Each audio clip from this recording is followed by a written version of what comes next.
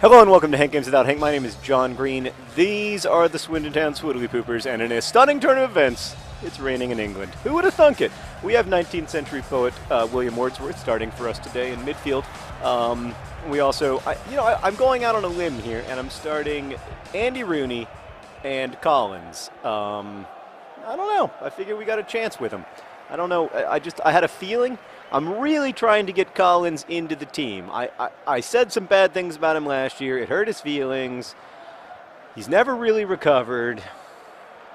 His morale is bad. His form isn't great. But like the kid has a ton of potential, and I want him to love being a Swoodilypooper. So I'm gonna give him a few more chances between now and the transfer window in January. And then if he doesn't like it here, he can let the door hit his butt on the way out. So we're starting Leroy Williamson and Collins because I'm trying to mix up some striking partnerships to try to find what is the magic. Without Ball John Green, we've been, for lack of a better word, a little bit impotent up front. So we're going to work on that. Today I'm going to talk about Homeland, my favorite television program. This video is being recorded in the past, and of course the future is bright and full of possibility, but also full of potential terrible, terrible things. If any of those things have happened, I'm sorry about them. I'm very sad about I'm just going to make a guess here, the Canadian tornado. That was terrible. I wish that hadn't happened. That whole Canadian tornado fiasco just reminds us all to be grateful for every day that we do have. It's going to be so awful if something really happens, Meredith. Please make sure that nothing actually happens.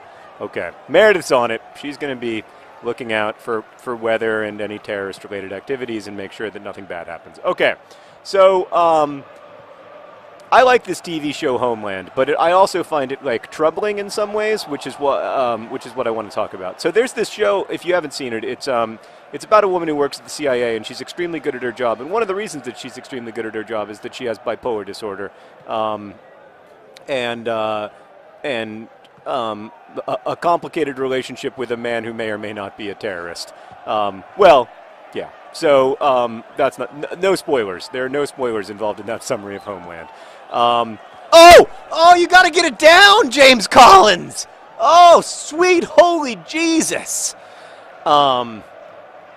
So it's a really compelling show. It is incredibly exciting. Oh, God. Oh, God.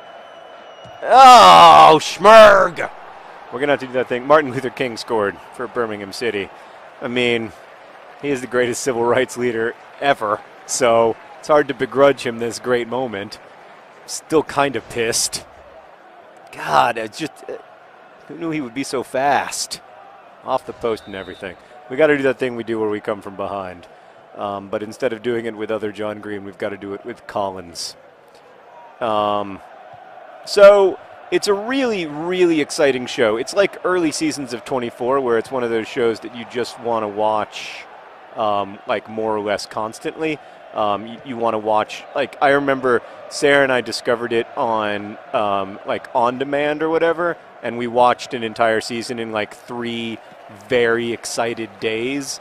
It's one of those shows. Because it's about terrorism and the CIA and stuff, and it really is. It's very well written. The dialogue is very strong, and then the performances, particularly by Mandy Patinkin and Claire Danes, are extremely good. It's rare. It's rare that I've seen as complicated a character as Claire Danes' character on television. I think it's better than significantly better than anything in Mad Men or anything like that, which, to be fair, I've never liked. But yeah, so I think it's a really good TV show. However, it is, like a lot of TV shows these days, about violence and or terrorism, which seems to be sort of a national obsession with us these days. Nice run by Collins, nice run by Collins, nice run by Collins. Not the best ball. And the side effect of this, I think, is that it makes us feel it makes us feel that criminals and basically I would argue that most terrorists are criminals. They aren't. Oh gosh. Oh, that's a great block. They aren't primarily state actors or even particularly well-funded people. It's a fine line between what's terrorism and what's criminality. But I think a lot of them are just a lot of them are also sort of wrapped up in criminal enterprises, particularly the people who are said to be sort of Al Qaeda affiliated in Africa. So that's part of what troubles me, is that like it gives that this culture that we all live in now, where we're obsessed with Leroy Williamson, where we're obsessed with terrorism and violence and threats of violence in a disproportionate way, in a way that does not reflect the size of the actual threat to the social order. And I think, a television show like Homeland is inevitably going to sort of further that fascination / fear. And that like fear-driven, fear-based culture is what the news thrives on, but I think it's really, really bad for like our overall ability to like set policy, and then it ends up, that was almost a goal, resulting in all kinds of other things that are much more dangerous to the social order, like neglecting, really interesting but less sexy policy debates about healthcare and immigration and stuff like that. So that's my So that's my concern about Homeland, but it doesn't really affect my ability to enjoy the TV show that much. However, there are a few moments when watching Homeland when I'm like, come on, no criminal mastermind or terrorist or whatever is nearly this brilliant. The most notable being that there's this guy that everybody wants to catch, and he's like a stunning genius, like a Hannibal-level genius. And you see this all the time in TV shows about crime. There are, of course, famously many more murders every day on television than there are among actual living humans. But you see this all the time. They're like, oh, what an interception!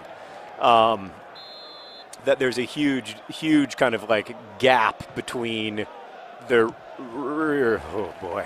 reality of criminal and terrorist plotting and the way that we sort of imagine it. So, for example, you watch a show like CSI and you think like, man, criminals are brilliant, and then you watch a show like The First 48, which actually, which depicts actual police officers investigating actual murders, and you're like, man, criminals are stupid, because they'll be like, oh, there's a warrant out for my arrest. Where should I go? I know, my house. And it's the exact opposite of like what you would expect.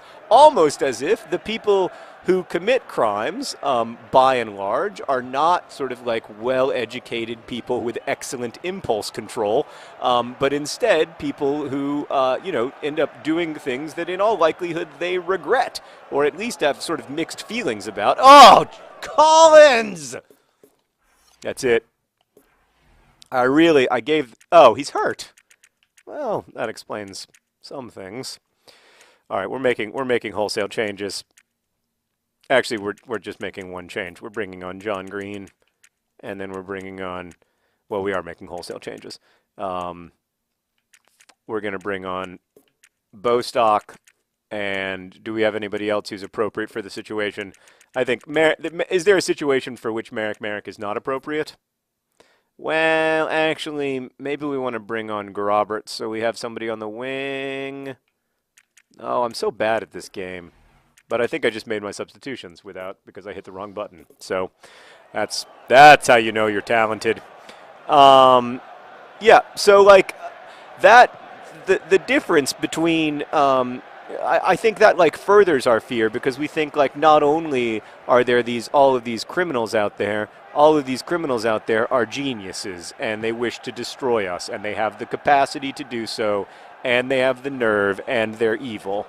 Well, one of the things I like about Homeland is that the villains in Homeland are portrayed as complicated people with complicated sort of experiences and feelings. And, you see them, for both the sort of economic and political motivations for the radicalization of the people in the show. that said, so it's certainly much more complex than any other TV show, I think, about that topic.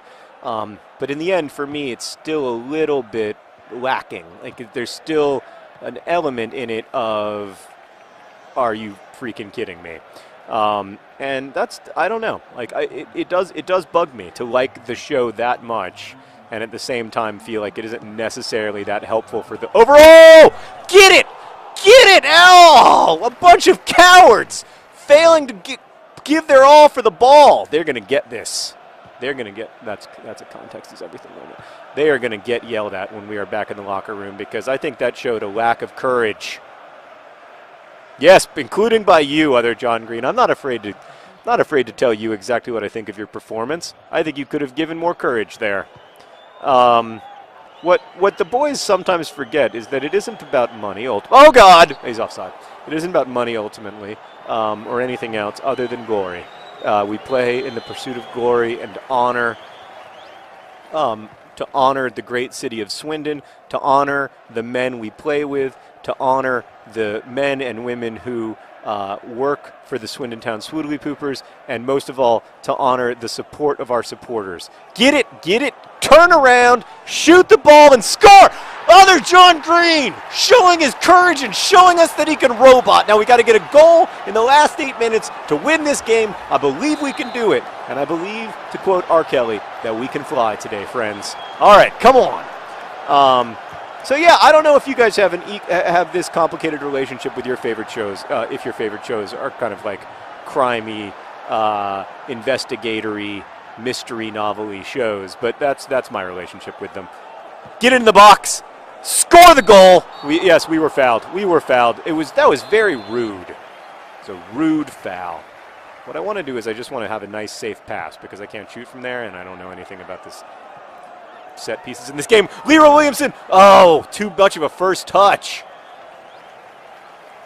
All right, 88th minute.